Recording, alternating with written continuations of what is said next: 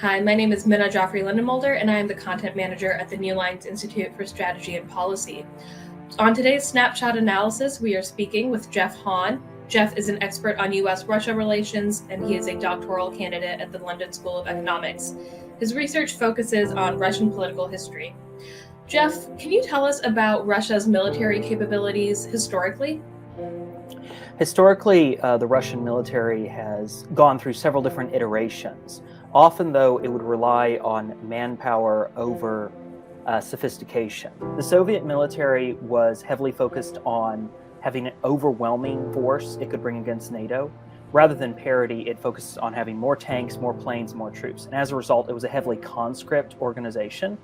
But what we're seeing in the operation is that the reform of the Russian military that's been supposed to be ongoing for the last 20 years has not really sunk in. And we're seeing a lot of the same issues that we saw in the Soviet military during the war in Afghanistan. And it's quite clear that they're using a lot of conscript soldiers like they did in Afghanistan, who are unmotivated and very demoralized by the conflict. And this is also something that we should note, is that the Russian military has a lot of structural issues which have proceeded throughout its history. And one of these is the separation between the professional officer class and the conscript soldiers who come in and do their 2 years. Russia has universal conscription. It's very strictly enforced now. And as a result, there's no professional non-commissioned officer corps. So you'll have a range of units, some of which are very professional, volunteer, contract soldier units like the air landing divisions, which are often considered elite forces. And then the majority of the manpower is made up of the conscript formations.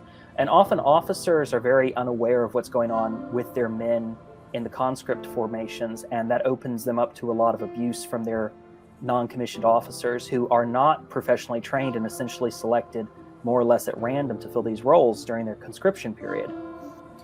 In light of how the invasion has gone so far, how do you think Russia can adapt its military approach in Ukraine? I'm afraid that Russia is going to fall back on its tried and true method of just applying overwhelming firepower until it essentially wears down the opponent. Russia cannot sustain that kind of warfare the way it used to in a peer-to-peer conflict, but against a smaller nation like Ukraine that doesn't have as many resources, it can try. And we're already seeing evidence of that. The mass shelling in Mariupol, which is ongoing right now, the increasing use of ballistic missiles and artillery. Essentially, they're just going to try to beat the Ukrainians by applying as much overwhelming firepower as they can. And that said, though, I don't think they're going to be able to address the fundamental issues. My observation, at least, is militaries are very, very slow to adapt, especially when their men are unmotivated. So I'm afraid the Russian casualties have been very high, and I think they will continue to climb higher, which will further destabilize the political situation in Russia. But unfortunately, it also means that Ukraine will continue to suffer atrocious civilian and military casualties as well.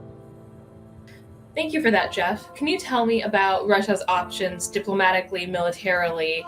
Are there any chances of negotiation? I don't think so, at least based on what we've been reading out of the Russian foreign ministry. First of all, Russia's lost all diplomatic credibility because it assured the world for months and months leading up to this attack that it was not going to invade Ukraine. And in the space of 3 days, it completely reversed its position and broke all of its promises. It's violated the 1994 agreement under which Ukraine was denuclearized. It's violated the 91 Belizhov Accords, which dissolved the Soviet Union. Russia has no diplomatic credibility at this point and is continuing to make unrealistic demands about demilitarizing and, quote, denazifying Ukraine, which makes absolutely no sense. Clearly, the senior leadership, and most especially Putin, who seems to be the central driver behind this disastrous policy, is living in a parallel universe. Russia has lost any international diplomatic support. Its economy is now cut off from the SWIFT system and will begin to suffer massively. Companies are divesting. I've seen that Gazprom, which previously used to be worth almost $1 trillion, has had its value shrink to $250 million today, and trading is still suspended in Moscow. Thank you, Jeff. Do you have any idea about what the potential outcomes for Putin could be following this conflict? There's a number of potential outcomes.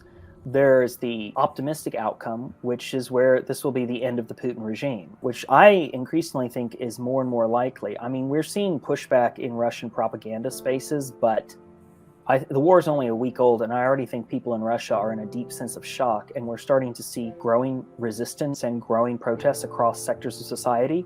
One Russian sociologist who himself was actually brutally beaten by police at a protest said that the sub-elite factions, celebrity, lower-ranking members of the clergy, regional parliamentarians, members of parliament were already beginning to openly speak out against the war. And that opposition could begin to translate into elite circles who are currently watching and waiting to see how things turn out. But if the situation just becomes completely untenable, as it seems to be, they will take action. They will most likely, his inner circle will force him to resign as president in exchange for some sort of protection deal, the way that Yeltsin was forced out and the 91 plotters tried to force out Gorbachev. What's key to remember here is that Russia essentially has two faces. There's the constitutional legal face, but it's a facade. The actual mechanisms of power is controlled by the various networks and circles within the regime, and this is a pyramid structure. To keep that pyramid stable, the top of the regime has to be able to distribute blat, which is the corruption, the subsidies, the revenue, further down that stream in both, official government budgets, but also unofficial bribery. Now that Russia's economy is tanking, they can't do that anymore. So their other lever of power is force, or the use of force, and we're seeing them apply that right now. The National Guard are in Ukraine and have taken very heavy casualties. So if people turn out on the streets en masse, and if the elites begin to push back against Putin very strongly, then they're running out of options to fall back upon. The potential outcomes are most likely the removal of the Putin regime at some point if this war continues. I think it's very unlikely that Putin will continue to be president in 5 years. Thank you for being with us today. We really appreciate your insight. We will be back soon to keep following updates in Ukraine as the situation develops there. Thank you so much for watching Snapshot Analysis. My name is Minna Jaffery-Lindemulder, and I'll be back with you soon. Thank you.